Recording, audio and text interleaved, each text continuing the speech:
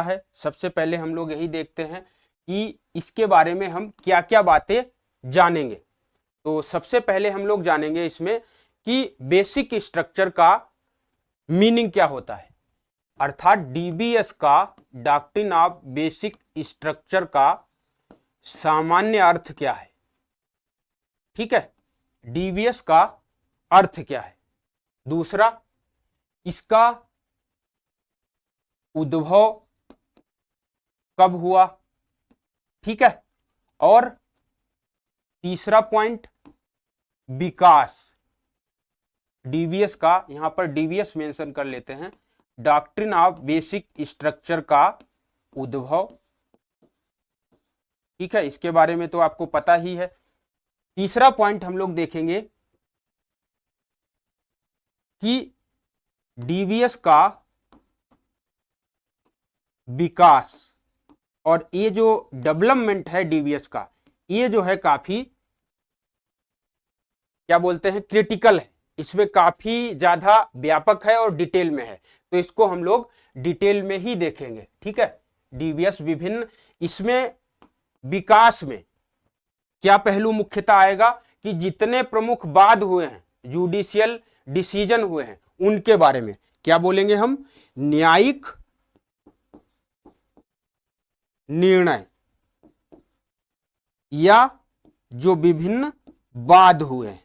इसमें आप शंकरी प्रसाद से शुरू करेंगे और वामन राव का केस, और अंत में और भी कई केस आएंगे, एसआर बोम्मई का केस। ठीक है, तो इसमें कई सारे केसेस, उस केसेस में मुख्य मुद्दा क्या था और अंततः डिसीजन क्या रहा, इसके बारे में डिस्कस करेंगे। ठीक है, अगला पॉइंट इसमें क्या होगा, आधारभूत संरचना सिद्धांत का एक पहलू यह भी है कि इसका बहुत ज्यादा इंपॉर्टेंस है।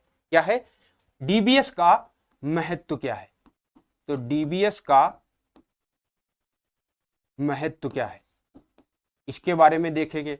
या यदि आप मेंस में जब लिखोगे तो उसमें ऐसा भी मेंशन हो सकता है कि इसके पक्ष में तर्क दीजिए। तो यदि महत्व और पक्ष में तर्क को हम एक में ही कंसाइज करें तो एक ही बात है, इसका महत्व क्या है, या हम ऐसे कहेंगे कि इसका महत्व इसलिए है, इसी वजह से हम इसके पक्ष में तर्क देते हैं। ठीक है, तो पक्ष में तर्कों की चर्चा करी जाए तो आपको महत्व के पॉइंट्स ही मेंशन करने हैं। ठीक है, अगला, इसकी क्या सिर्फ महत्व ही दिखाई गई है संविधान में, या हमारे सोसाइटी में इसके महत्व को लेकर ही चर्चा है। सिर्फ महत्व को लेकर चर्चा नहीं है, डीबीएस की आलोचना भी होती है, डीबीएस की आलोचना भी होती है, अर्थात डॉक्ट्रिन ऑफ बेसिक स्ट्रक्चर की आलोचना के पहलू क्या हैं वो भी हमें पता होने चाहिए। या ऑब्लिक करके लिख लेंगे इसमें कि डीबीएस के विपक्ष में तर्क दिए जाते हैं। कुछ आलोचक हैं जो इसकी बहुत अच्छे से आलोचना करते हैं कि भाई साहब इसकी जरूरत ही नहीं थी, और डिसीजन भी जो है 7 और 6 के डिफरेंशिएशन से आया था।